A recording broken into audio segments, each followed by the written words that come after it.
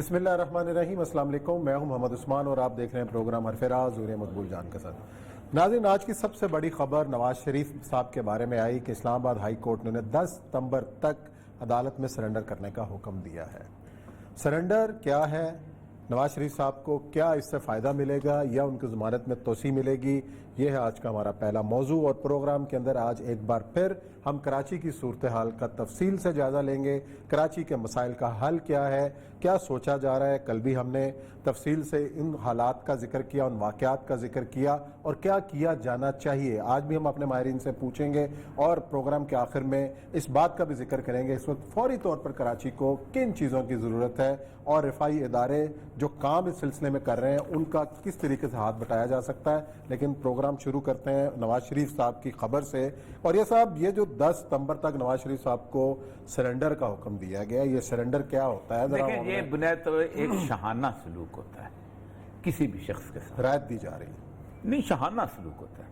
जिस वक्त आप एक आदमी बेल पे रिहा होता है तो 3 फैसले होते हैं।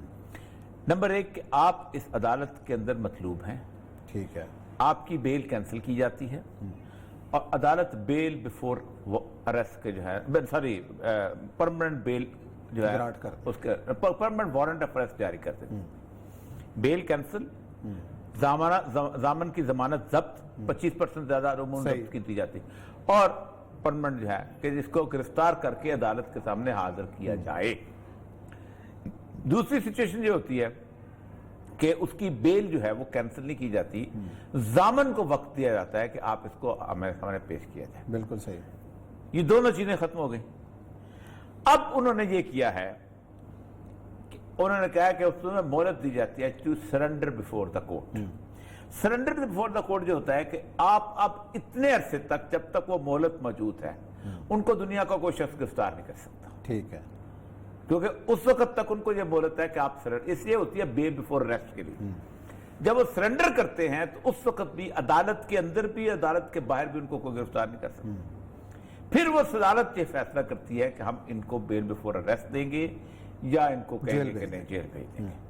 वो अदालत पर फैसला करती है। ये ऐसे कैदियों के साथ होता है कि जिनके बारे में शक होता है कि उनके खिलाफ कोई मुकदमा ऐसा बनाया गया है कि जिस मुकदमे के अंदर जान नहीं है।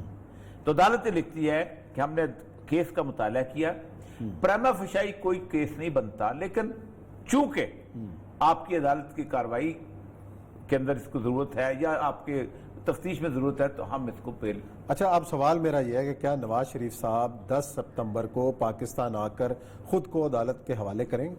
मेरा ख्याल ये कहता है कि अगर तो ये जमानत हो गई कि हमने इसको अपनी कस्टडी में, जाहिर बात है जिस वक्त तो आएंगे तो रस्ते में अभी तो मफरूर है ना, एक किस्म का तो है ना, ठीक है, अभी उसकी बेल खत्म है सारी मुकम्मल था, तो उसको अब सरेंडर से पहले उसको एयरपोर्ट पे गिरफ्तार नहीं किया जा सकता। बिल्कुल सही, क्योंकि उसको तो मोहलत दे दी अदालत ने, उसको रास्ते में गिरफ्तार नहीं किया जाता, यहाँ आ जाएगा। जिस वक्त तो यहाँ पहुंच जाएंगे हजरत किबला नवाज शरीफ साहब, तो फिर ये पता चलेगा कि किस लेवल की डील हुई है।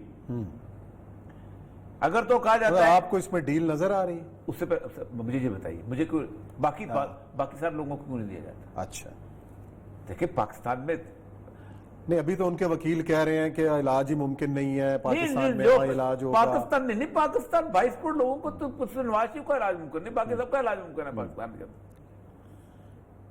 आप मुझे ये बताइए ना, आप कोई आम आदमी चला जाए, मैं आम आदमी भी नहीं हूं, चलो क्या आप मुझे अदालत ये राइट देगी कि मुझे पाकिस्तान में कोई शख्स गिरफ्तार ना करे? You should surrender before the court. मतलब आपका कहने का मतलब है अगर डील हुई तो नवाज शरीफ आएंगे? ये डील की आगाज नजर आते हैं, नजर आ रहा है आपको, इसमें कुछ नजर आ रहा है। चले जी, ये तो है, अब देखते हैं 10 सितंबर को होता क्या है।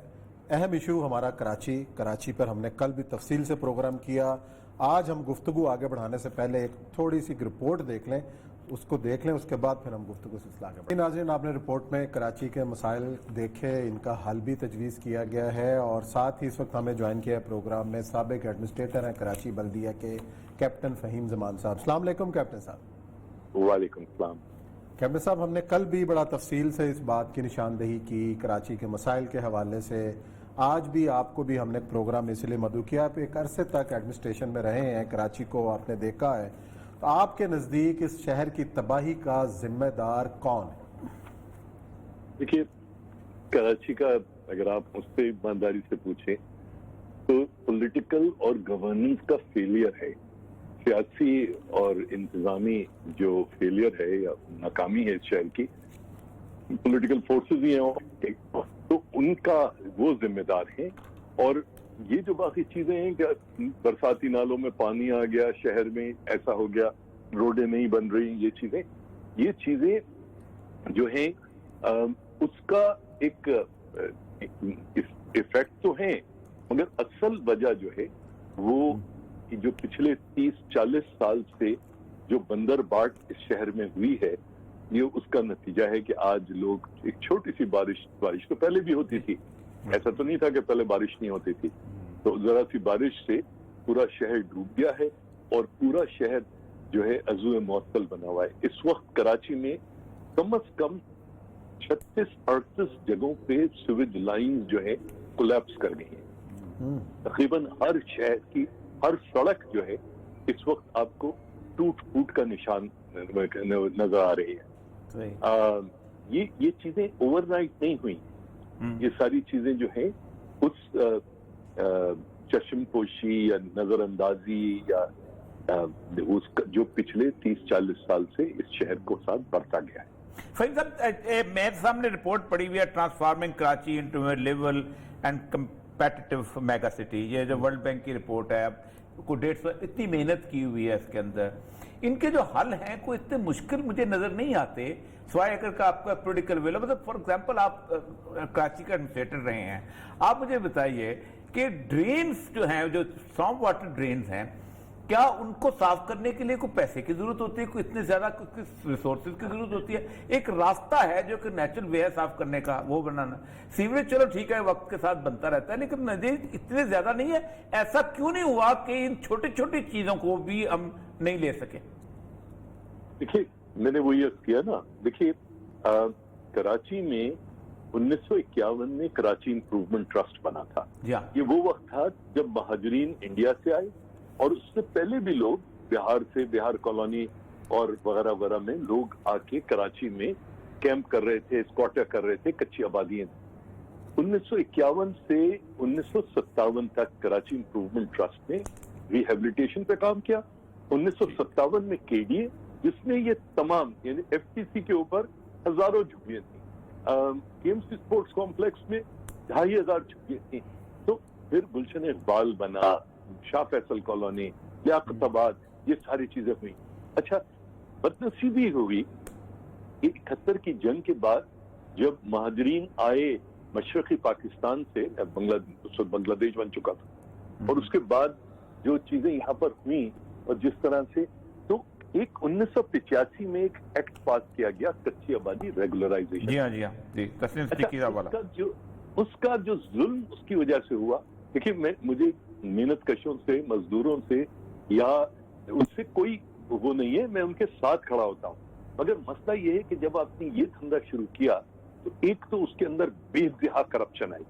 آپ نے، اگر آپ کوئنز روڈ پہ جائیے، کوئنز پلازا، یا آپ گزری فلائی اوور کے نیچے المرتضیٰ سینٹر، المصطفیٰ سینٹر، یہ ساری کچی آبادیوں کے پلاٹس کے اوپر بنے ہوئے ہیں. میسو کرپشن. اچھا چلیے وہ تو چھوڑ دیجئے، کرپشن میں بلڈنگ بن گئی، مگر ریاستی ادارے ایک تو انکریمنٹل ہاؤسنگ سے ان کی جان چھوٹ گئی کہ جو کم قیمت کے گھر یا پلاٹس دینا، اچھا وہ چھوٹ گئی. اس کے ساتھ ہی کراچی میں سویج کا نظام، پانی، وہ ذمہ داری نہیں رہی شہری اداروں کی. اس کا نتیجہ یہ نکلا کہ کچی آبادیوں نے سب سے پہلے کراچی کا جو برساتی نالوں، ندی نالوں کا نظام تھا، اس میں ڈالنا شروع کیا. 1987 کے بعد KWSB نے بھی کہا جان چھوڑو سارا کے سارا. اب آپ ندی نالوں کو اگر صاف کرتے ہیں، ٹھیک ہے، تو مجھے بتائیے 50-55 کروڑ گیلن پانی آتا ہے کراچی میں روزانہ.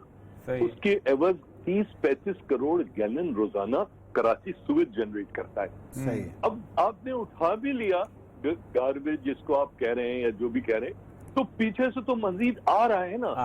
اچھا، اور نمبر 2، کراچی کے اندر جو آپ کچی آبادیاں دیکھتے ہیں، یا محمد خان کالونی، جنت گل ٹاؤن، یہ دنیا کا واحد شہر ہے جہاں کراچی کے لینڈ گریپرز، لینڈ مافیا کے ڈان کے نام پر پوری پوری کالونیز اور ٹاؤن ہیں.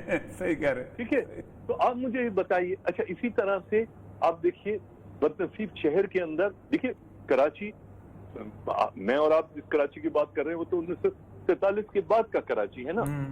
1838 سے 1947 تک تو یہ انگریز کا کراچی تھا. اس کراچی میں 1838 میں شاید 20-25 ہزار کی آبادی تھی، 1947 میں شاید 4-5 لاکھ کی ہوگی. مگر انگریز کی جو ضرورت تھی وہ پورٹ اور ملٹری انکیمپمنٹ کی تھی کہ درہ بولان سے اگر کبھی روس جو ہے نیچے آئے وارم واٹرز کے لیے، گرم پانیوں کے لیے، تو اس کے لیے. تو یہ کراچی شہر اس طرح نہیں بسایا گیا، انگریز نے بسایا تھا. اچھا لیکن فہیم صاحب 71 کا آپ نے بڑا واٹر شیڈ کے طور پہ ذکر کیا. 71 کے بعد جو آبادی آ کے لوگ آباد ہوئے تھے، بنگالی پاڑا ہے، فلانا ہے، دوسرے تیسرے، اورنگی کے ارد گرد بہت زیادہ آباد ہوئے تھے. آپ کو ایک شخصیت کا ذکر، ہم نے ان کو ذکر بھی کیا، اختر حمید خان صاحب کا. انہوں نے اس پورے کے پورے اورنگی کو بدل کے رکھ دیا تھا اور without intervention of the state کچھ بھی نہیں کیا تھا، انہوں نے اس کو ریہیبلیٹیٹ کر دیا تھا. اچھا لیکن اس کے باوجود بھی پورے کراچی پہ جو کچھ ہوتا ہے، میں صرف یہ کہنے کا مقصد صرف آپ سوال پوچھنے کا کہ کیا اب یہ اتنا کچھ پڑا ہے، یہ کوئی اتنی بڑی چیز نہیں ہے، کسی کو مطلب مشکل کام نہیں ہے کہ ٹاپوگرافک سروے کر کے دیکھا جائے فلو کس طرف ہے، پانی کو بلٹ اپ کر لیا جائے اور اس کو نکالا جائے. اور پھر سب سے بڑی بات ہے کہ اگر صرف ایک سالڈ ویسٹ ہی ٹھیک کر لیا جائے تو پورے کے پورے نالے جو ہیں سیوریج میں بہتے ہوئے گزر جائیں گے، نکل جائیں گے. یہ اتنے چھوٹے چھوٹے کام ہیں، اس کے اوپر کہیں ہم اکٹھے بیٹھ نہیں سکتے. دیکھیے پہلی بات تو یہ کہ یہ جو آپ نے جن چیزوں کا وہ لیا نا، کہ جیسے سالڈ ویسٹ کی آپ نے بات کی، سالڈ ویسٹ کراچی کے اندر سونا سمجھا جاتا ہے. کراچی میں سالڈ ویسٹ جو ہے، دیکھیے پوری دنیا میں جرمنی جو ہے ڈومیسٹک ویسٹ 0% لینڈ فل سائٹس پہ بیچتی ہے، صرف سارا کا سارا ریسائکل ہوتا ہے. ریسائکلڈ مٹیریل جو ہے وہ بہت قیمتی ہوتا ہے.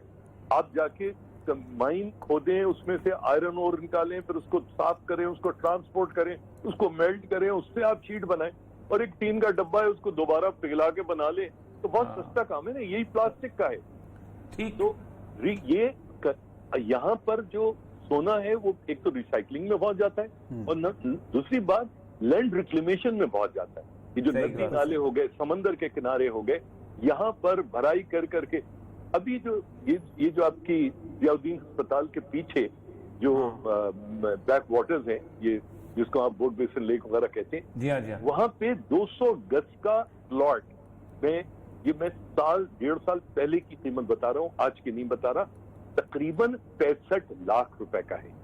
اور یہ وہ پلاٹ ہے جو جنریٹ ہو رہا ہے، ابھی نکلا نہیں ہے. وہ رسیاں ڈال کے آپ گوگل پہ چلے جائیں، اس کی ٹائم لائن میں پیچھے جا کے ہسٹوریکل امیجری دیکھیں، آپ کو پلاٹ بنتے ہوئے نظر آئیں گے. صحیح کہہ رہے ہیں.